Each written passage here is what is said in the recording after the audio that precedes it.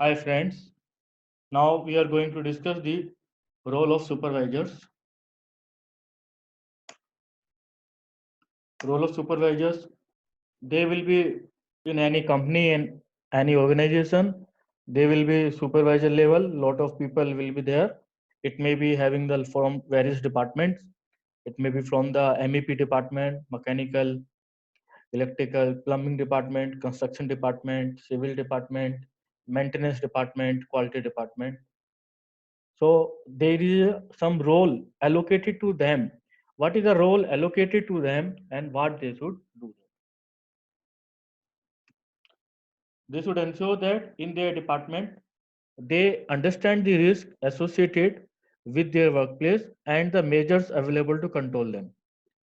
They should ensure that in their department, in which department they are working, they understand the risk related to health and safety of the workers associated with their workplace. At their workplace, suppose there is one welding department, and in welding department, lot of fumes are coming, spattering are coming, land lot of heat is going to produce.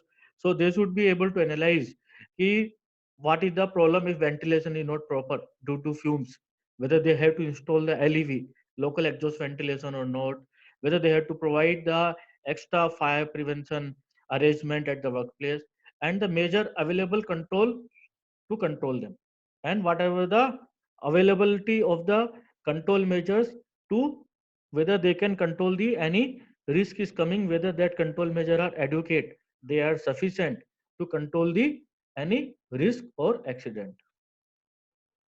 They should ensure that the risk control measures are up to date.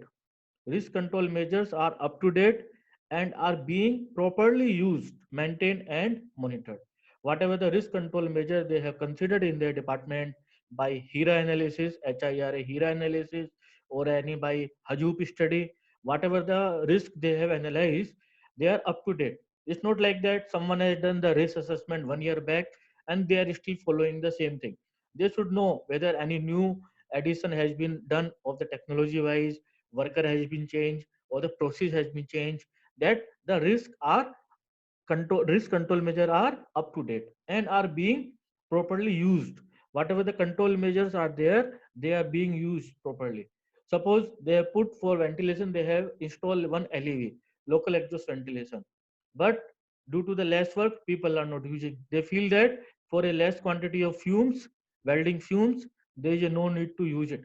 So they have to ensure whatever the control measure are being properly used, maintained, and it has to be maintained in the proper condition. So always the safety will be maintained, because if you are maintaining the all control measures, it may be in the form of any equipment, machinery, and to be monitored and to be properly monitored. Like for example, we take the again ventilation example.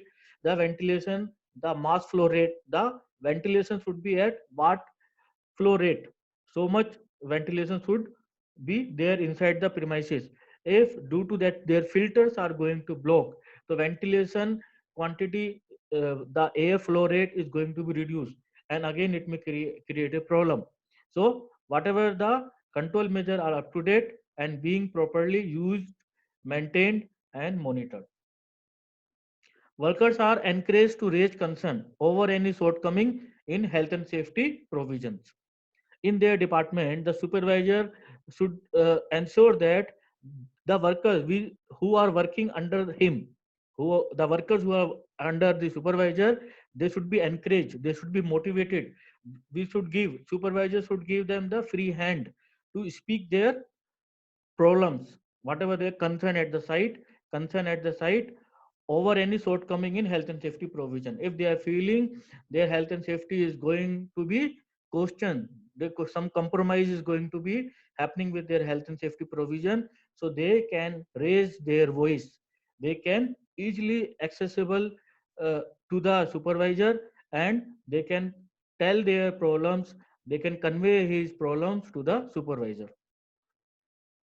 Fourth, arrangements are in place to supervise the work of the contractor. The supervisor should ensure that whatever the arrangements are there to supervise the work of the contractor. In any site, there will be one client, one will be contractor, another will be the contractor. So they should have the arrangement so they can easily monitor the supervise the work of contractor, how the contractor is doing the work, how he is using the safety equipment, how he is handling the materials, how he is going to use any tools or cranes, whether it is a safe manner or not. So that arrangement should be available with the supervisor to check, because due to the contractor mistake also the accident can happen at the workplace. They should ensure that supervisors are responsible to and report to their departmental managers. Whatever they are finding any observations or any other shortcoming in health and safety in their department, related to their department, or whatever any addition or deletion they have done related to health and safety after consulting with the worker, so they should report to their departmental managers. They are responsible and they have to report to their departmental manager. That is also their duty.